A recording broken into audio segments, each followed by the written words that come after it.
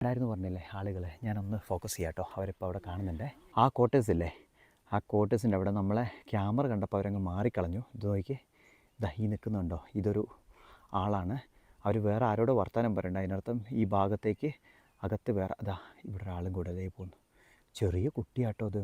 ദൈവമേ, ദേ അത് അമ്മയാണ്, അത് കുട്ടിയാണ്.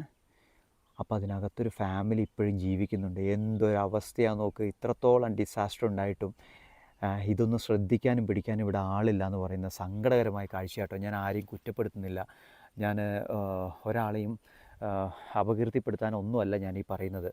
ഇത്രയും ഒരു ഡിസാസ്റ്റർ സംഭവിച്ചിട്ടും ഇത്രയും പുലിയും ആനകളും ഇറങ്ങുന്ന ഈ ഒരു ഏരിയയിൽ, ഒറ്റപ്പെട്ട ഏരിയയിൽ ഒന്ന് രണ്ട് ഫാമിലി ഇവിടെ താമസിക്കുക എന്ന് പറയുമ്പോൾ സങ്കടകരമായിട്ടുള്ള കാഴ്ച കേട്ടോ.